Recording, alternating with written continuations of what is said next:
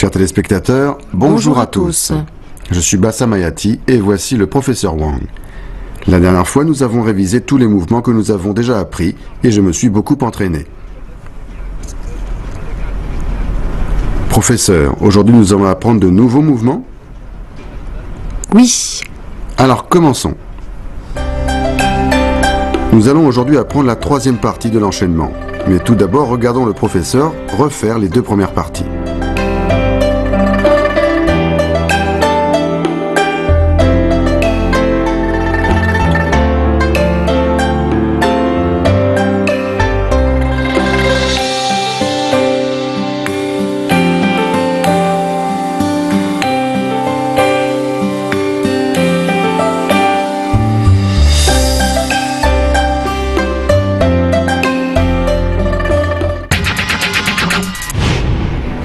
Et voici maintenant les mouvements que nous allons voir aujourd'hui.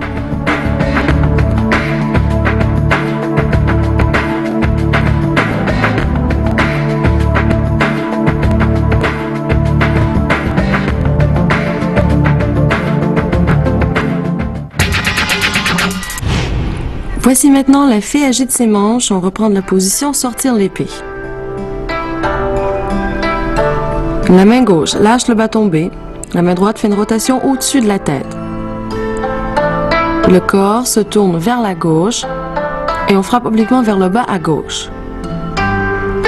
Ensuite, on avance le pied droit, on fait une rotation au-dessus de la tête, on pivote le corps vers la droite et on frappe en bas à droite.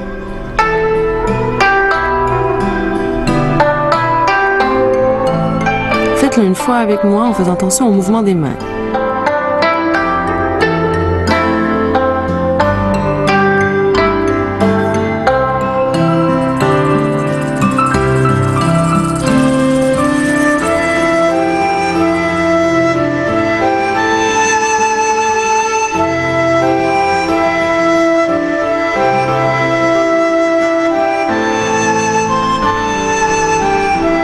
On continue avec moulinet et blocage sous le bras. On reprend depuis la fée agite ses manches.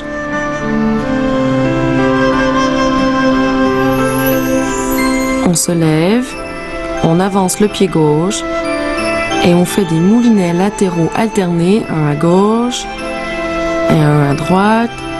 Et on bloque sous le bras. On frappe de la paume gauche vers l'avant et les yeux regardent aussi vers l'avant.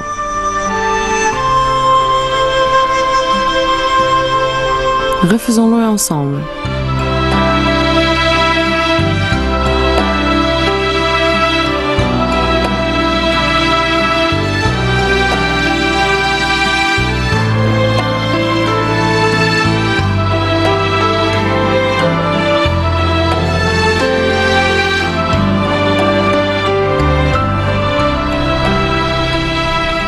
On continue ensuite avec un coup de pied retourné.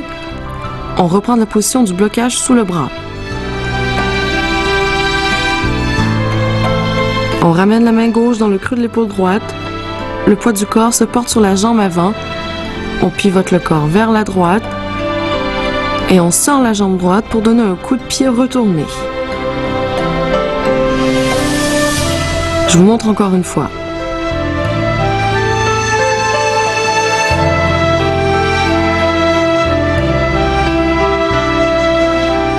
Refaisons-le ensemble.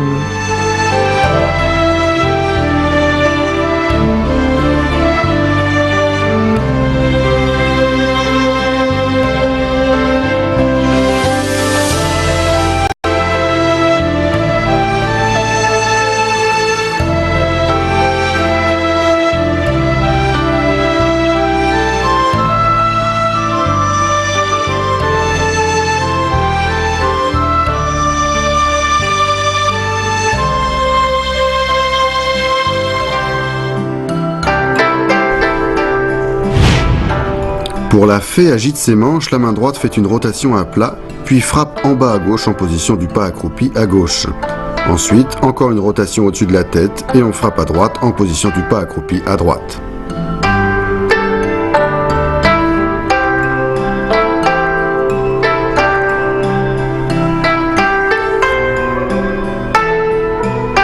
Pour les moulinets et blocages sous le bras, le pied gauche avance, on fait les moulinets latéraux alternés et on vient bloquer le bâton sous le bras droit. En même temps, la paume gauche vient frapper devant soi.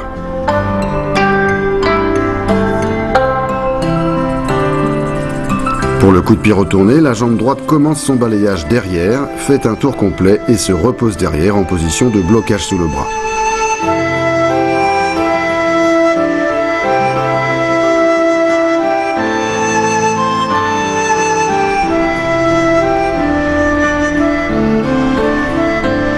Et voici l'enchaînement de tous ces mouvements.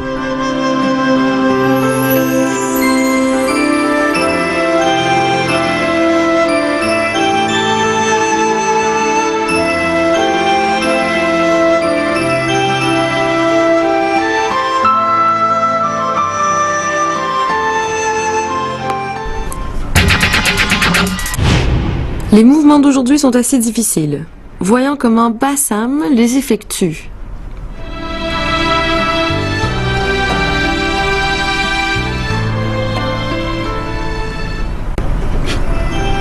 Bien, la fée agite ses manches est une technique d'attaque des parties basses du corps. Dès que le corps s'abaisse, il faut s'asseoir sur sa jambe arrière et profiter de la rotation du corps pour accentuer la force de frappe. Regardez-moi faire.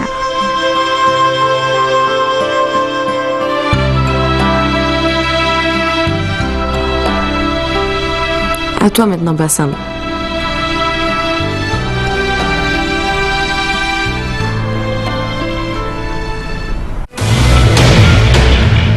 Le nunchaku ou bâton à deux sections est une arme particulière et fascinante.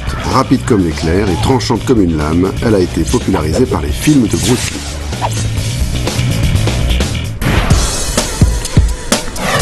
Bassam Hayati est tunisien. C'est un grand amateur d'arts martiaux chinois et il a toujours rêvé d'apprendre le nunchaku.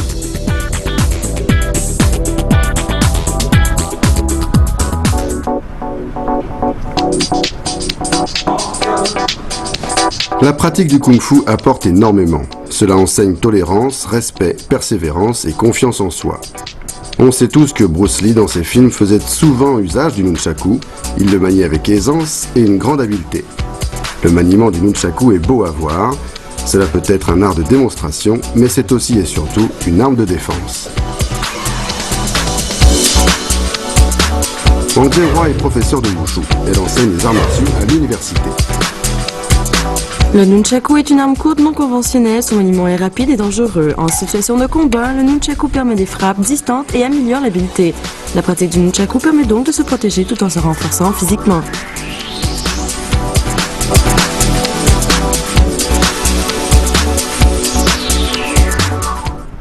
Vous aussi, vous êtes passionné de nunchaku? Alors restez avec nous pour la suite de notre entraînement. Professeur, quels sont les principes et les méthodes à appliquer pour se défendre avec un nunchaku contre une arme courte? Premièrement, il faut se placer hors d'atteinte de l'arme adverse, ensuite utiliser à son avantage les techniques d'attaque à longue distance du nunchaku pour l'emporter sur l'arme courte adverse et attaquer pour vaincre.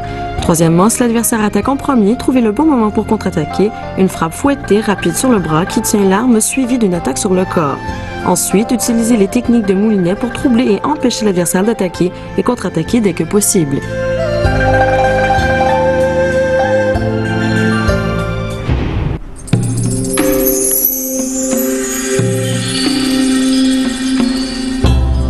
La fée agite ses manches.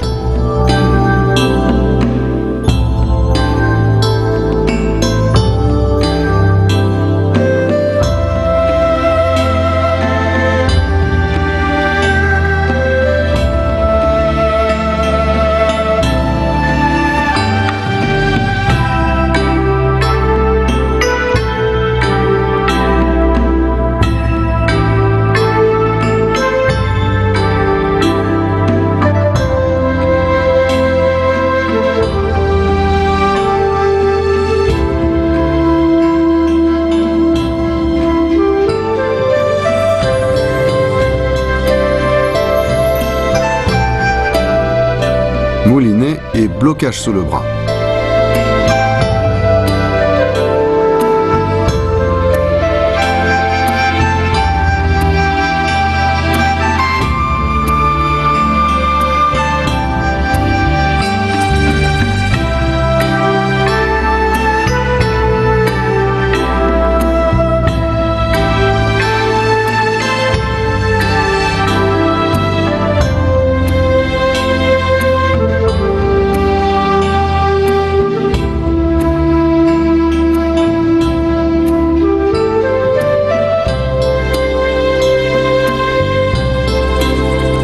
pied retourné.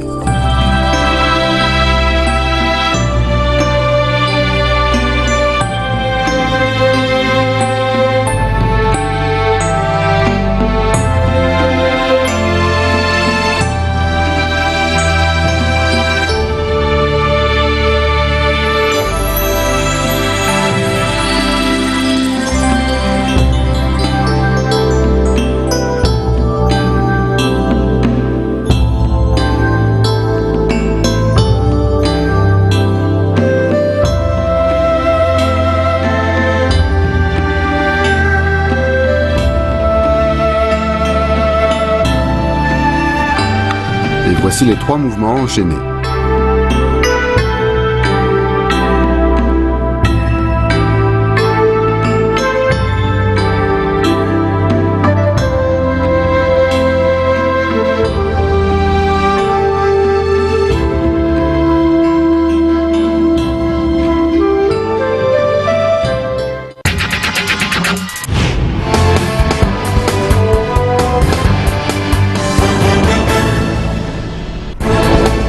Comment se défendre contre une attaque au sabre?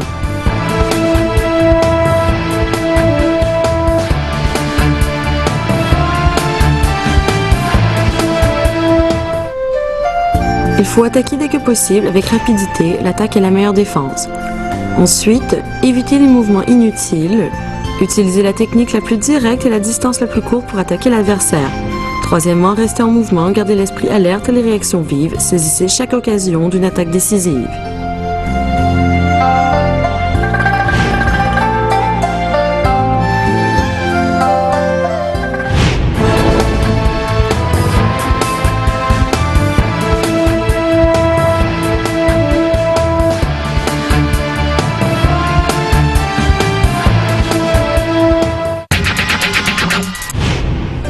Regardons maintenant le professeur faire l'enchaînement du nunchaku en entier.